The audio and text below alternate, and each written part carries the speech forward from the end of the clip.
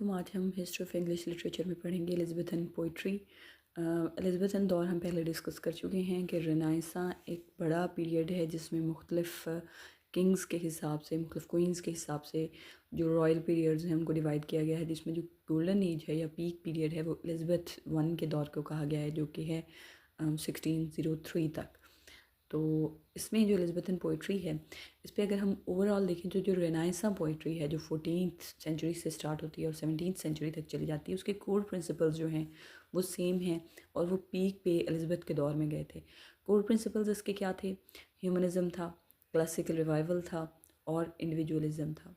और अगर इसके कॉन्टिनेंटल ओरिजिन्स देखें कि कहाँ से ये सारा पोइट्री जो है वो इंस्पायर हुई थी, तो पेट्रार्क हैं जो इटली के पोइट, उनसे, और रोंजेट जो फ्रांस के पोइट हैं उनसे बहुत ज़्यादा ये इंस्पायर थी पोइट्री।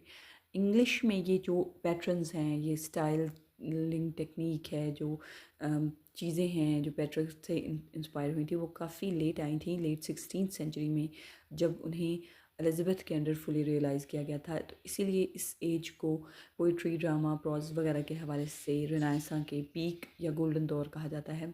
और मिडीवल जो रिलीजियस वर्स है उससे एक सेक्युलर, कोर्टली और क्लासिकल थीम्स की पोइट्री जो है वो निकल के आई थी। मेजर मूवमेंट्स में देखें तो नंबर 1 पे तो है पेट्रार्कन सोनेट क्रेज़, जो कि उनका एक ख़ास सोनेट स्टाइल था, उसको कॉपी किया जाता था। उनकी सोनेट्स थी वो अपनी बिलवड जो है वो लॉरा के नाम पे लिखा करते थे। और जो कन्वेंशंस हैं वो ये थी कि वो जो बिलवड है उसका कॉन्सेप्ट ये था कि एक तो अनअटेनेबल है, उसे हासिल नहीं किया जा सकता, चेस्ट है, पाकीज़ा। और उसके हिजर में जो शायरी लिखी जाती थी वो पेट्रार्क्स की सोनेट्स थी। ऑक्सीमोरॉन्स बहुत ज़्यादा यूज़ करते थे पेट्रार्क, जैसे कि आई सी फायर, स्वीट पेन। इसके अलावा ब्लेजन, ब्लेजन होता है आइटमाइजिंग बॉडी पार्ट्स, जैसे कि हमारे यहाँ हिरनी जैसी आंखें, या समुंदर जैसी आंखें, या सागर जैसी आंखें, या स्यारात जैसी जुल्फ़ें। तो जो डिफरेंट बॉडी पार्ट्स हैं उनको डिफरेंट आइटम्स से कंपेयर करने का। और अगर इसकी इंग्लिश एडेप्टेशन देखें तो शेक्सपियर ने जो सोनेट फॉर्म ली है वो बहुत ज़्यादा इंस्पायर है पेट्रार्क की सोनेट फॉर्म से। लेकिन डिफरेंस क्या है कि जो पेट्रार्क की सोनेट थी वो एक ऑक्टेव और जो 8 लाइनों वाला बंद था, और एक सेस्टर जो 6 लाइनों वाला बंद है उस पे मुश्तमिल होती थी, 14 लाइनें। जबकि शेक्सपियर की जो हैं वो 3 क्वार्टेंस यानी 4 लाइनों वाला एक किताब जो है और 2 लाइनों वाला एक शेर जो है एंड पे होता था, इस तरह 14 लाइनें। तो जाहिर सी बात है कि उनकी जो टोन है वो ऑक्टेव के बाद बदलती थी, जब राइम स्कीम चेंज होती थी, तो उनका जो वोल्टा आता है वो लाइन 9 पे आता है। इसी तरह शेक्सपियर के चूँकि क्वार्टेंस चल रहे हैं तो तीनों क्वार्टेंस में सेम मूड चल रहा है, और जो वोल्टा आता है, जो चेंज ऑफ मूड या चेंज ऑफ थीम आता है, वो 13 लाइन पे कपलेट पे आता है। उसकी राइम स्कीम क्या है? ए बी बी ए और सी डी, यानी जो पहला ऑक्टेव है उसके जो 2 बंद हैं उनकी सेम राइम स्कीम है, और सेस्टेट की जो 3 लाइन्स हैं उनकी भी सेम राइम स्कीम है। लेकिन जो शेक्सपियर हैं उनके तीनों जो क्वार्टेन्स हैं, जो तीनों बंद हैं, किताब हैं, उनकी डिफरेंट राइम स्कीम है, A B C D, E F. और जो आखिरी 2 लाइन्स हैं वो सिमिलर, जो उनका काफिया है वो सेम है, और उसके जो राइमिंग वर्ड्स हैं वो सेम है। तो ई एफ जी जो है वो आखिरी कपलेट का होता था। उसके बाद जो दूसरी मूवमेंट थी वो थी पेस्टोरल मूवमेंट, जिसमें जो क्लासिकल पोइट थे जैसे थ्यूक्राइटस और वर्जिल हैं वहाँ से इंस्पायर थी। और उसमें क्या किया गया है कि रूरल लाइफ को आइडलाइज किया गया है। शेफर्ड्स हैं उसमें, शेफर्डिसेस हैं, सिंगिंग कॉन्टेस्ट हो रहे हैं आपस में। और फंक्शन क्या था कि चूँकि बहुत ज़्यादा दरबारी और मसनूई किस्म की ज़िंदगी गुजारते थे लंदन के पोइट्स, तो वो एक इस्केपिज़म था। और दूसरा एक इनडायरेक्ट सोशल और पॉलिटिकल क्रिटिक थी उस ज़िंदगी की मसनूईपन की, भारी भरकमपन की, कोर्ट के जो सारे हैं उसके मुकाबले में एक लाइफ क्रिएट की गई थी। एडमंड स्पेंसर की शेफर्ड्स कैलेंडर जो है वो इसकी एक अहम एग्जांपल है। उसके बाद तीसरे नंबर की जो मूवमेंट है वो ओविडियन या मिथोलॉजिकल पोइट्री से इंस्पायर थी। ओविड ने जो है एक शायरी लिखी थी जिस मेटामॉर्फोसिस के नाम से, जिसे गोल्डिंग ने 1567 में ट्रांसलेट किया।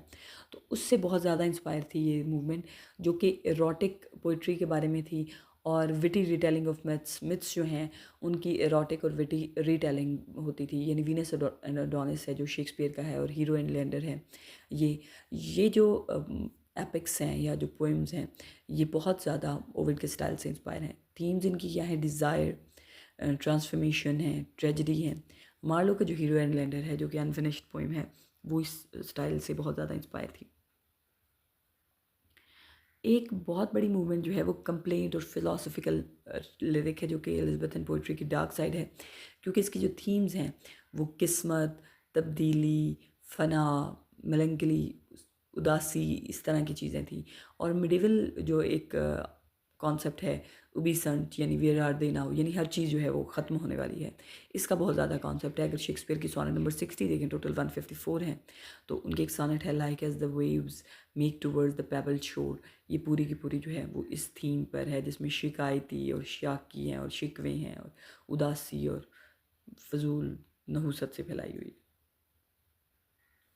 की पोइट्स देखें तो ये फोरनर्स हैं, प्री एलिज़ाबेथन हैं, यानी एलिज़ाबेथन दौर के जो फोरनर्स हैं, अगर उनको देखें कि ये कौन से लोग थे इंग्लिश पोइट्स जिनका बहुत ज़्यादा इन्फ्लुएंस जो है वो एलिज़ाबेथन पोइट्स पे आया, तो दो बहुत अहम पोइट्स हैं। एक सर थॉमस व्याट हैं जो 1503 टू 1542 थे, और एक हेनरी हॉवर्ड अर्ल ऑफ सरे हैं जो 1517 टू 1547, यानी 30 साल उम्र है और एक की 39 साल उम्र है, टोटल ये थी। लेकिन इनका बहुत ज़्यादा एलिज़ाबेथन पोइट्री पे इन्फ्लुएंस था। क्यों? क्योंकि एक तो ये दोनों दरबारी शायर थे, अर्ल ऑफ सरे ज़ाहिर नवाब थे, और सर थॉमस व्याट जो कि सर हैं वो भी दरबारी हैं।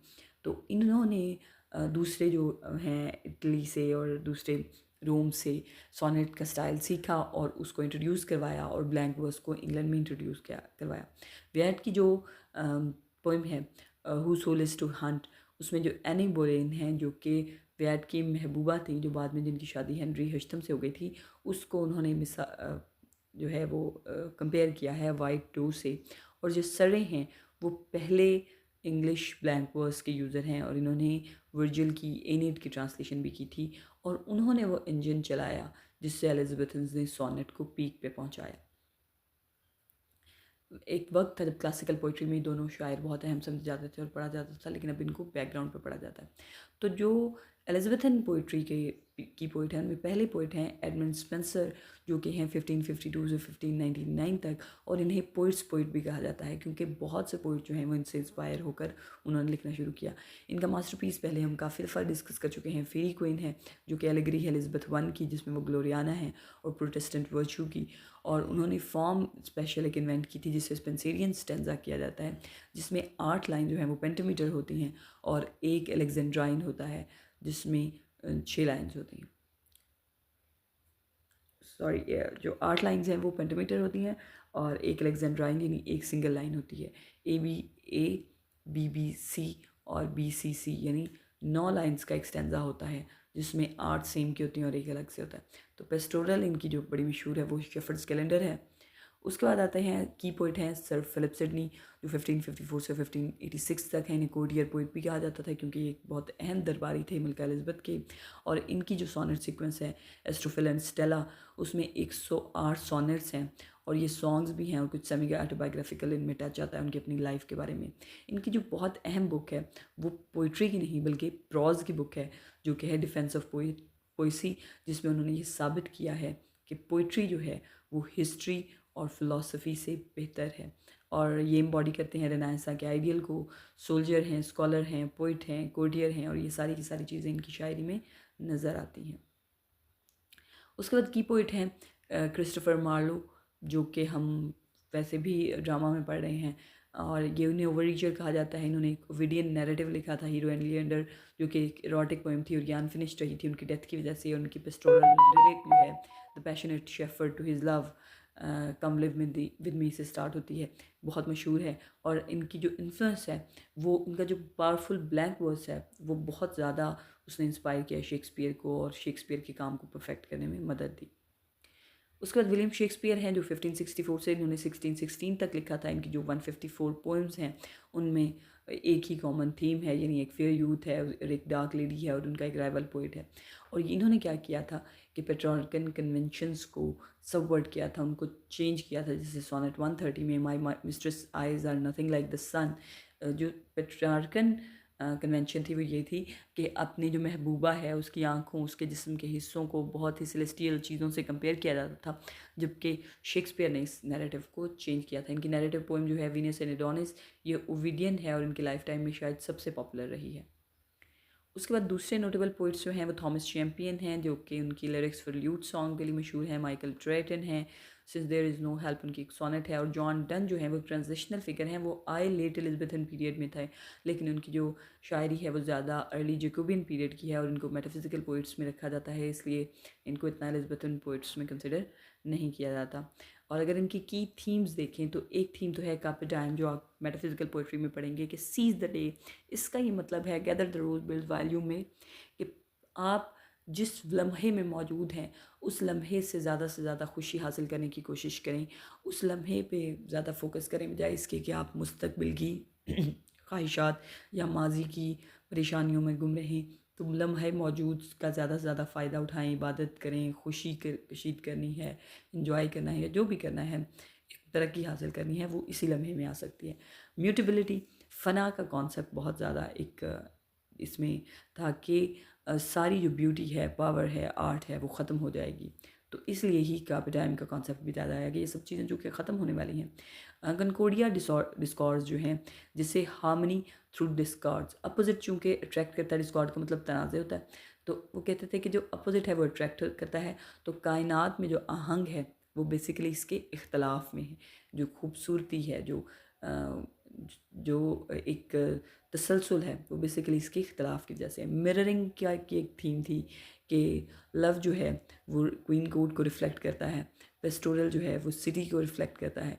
यानी ये जो दो अपोजिट्स हैं वो बेसिकली एक ही चीज़ का हिस्सा हैं। जब आप किसी दूसरी अपोजिट चीज़ को बयान करते हैं तो बेसिकली आप उसकी जो अपोजिट जो दूसरी चीज़ है उसको भी साथ बयान करें। अगर आप शहर को बयान कर रहे हैं तो इसका मतलब उसमें कहीं ना कहीं आप गाँव को मद्देनज़र रखते हुए उसको बयान करते हैं, उसकी खूबियाँ, तो गाँव वहाँ पर उसके मिरर इमेज में रहता ही है। तो ये जो एक मिरर इमेज का कॉन्सेप्ट था ये बहुत ज़्यादा एलिज़ाबेथन पोइट्री की थीम में है। की टेक्निक्स जो यूज़ हुई हैं, कंसीट्स बहुत यूज़ हुई हैं, जो बाद में मेटाफिजिकल पोइट्स ने बहुत एक्सटेंड की। एक्सटेंडेड मेटाफिर कहते हैं, my love is like a shipwreck, मतलब मेरी जो मोहब्बत है वो तबाह जहाज़ की तरह है। तो चूँकि मोहब्बत और जहाज़ की तबाही में कोई ख़ास मिलती जुलती चीज़ है नहीं, तो बाद में वो फिर एक्सप्लेन करेंगे शायर कि कैसे ही मिलती हैं। तो ये जो एक्सटेंडेड मेटाफर्स हैं, ऐसी चीज़ें जो बज़ाहिर मिलती हुई नज़र आती, उनको आपस में जॉइन करवाना, वो कंसीट कहलाते हैं। ब्लेजन है जिसमें बिलवड की जो फिज़िकल फीचर्स हैं उनको कंपेयर किया जाता है। इयम्बिक पेंटोमीटर बहुत ज़्यादा मशहूर हुई इस दौर में। और सोनेट सीक्वेंस जो हैं, जिसमें सोनेट सीक्वेंस ये एक बहुत इंपॉर्टेंट बात थी। यानी सोनेट्स अमूमन स्टैंड अलूफ नज़में होती हैं, अलग अलग नज़में होती हैं, लेकिन यहाँ पे सोनेट सीक्वेंस का कॉन्सेप्ट चला, जिसमें सोनेट्स जो हैं वो एक दूसरे से लिंक होती थी और एक वो पूरी स्टोरी सुनाती थी। और इसको सिडनी ने भी यूज़ किया, स्पेंसर ने भी और शेक्सपियर ने भी। क्यों इतना ही अहम है रिनाइसेंस स्टडीज़ में? पहली, इसने रिनाइसेंस की ह्यूमनिज़म को इंग्लिश में नेचुरलाइज किया। जितना ह्यूमनिज़म का कॉन्सेप्ट था उसको इंग्लिश में परो दिया। इंड्यूरिंग फॉर्म्स क्रिएट की जो कि बहुत लंबा चली, जैसे sonnets, Spenserian, stanza, blank verse still use होती हैं। इसके अलावा क्लासिकल लर्निंग जो थी रोम की, ग्रीक की, लैटिन की, उन सब को इंग्लिश जो वर्नैकुलर प्राइड है उसके अंदर बैलेंस किया, उसके अंदर मर्ज किया। और 17th सेंचुरी के जो मशहूर पोइट्स थे, मेटाफिजिकल हैं, कैवलियर हैं और प्यूरिटन्स हैं, उनके लिए स्टेज सेट किया। तो ये एलिज़ाबेथन पोइट्री जो है वो हम रेनाइसा के ही सब पार्ट के तौर पर हमने हिस्ट्री में ये पढ़ा है। और इसकी जो मेटाफिजिकल जो मज़ीद फर्दर इसकी है आगे एक्सटेंशंस हैं मेटाफिजिकल पोइट्स की या जॉन डन की, वो हम क्लासिकल पोइट्री में पढ़ेंगे।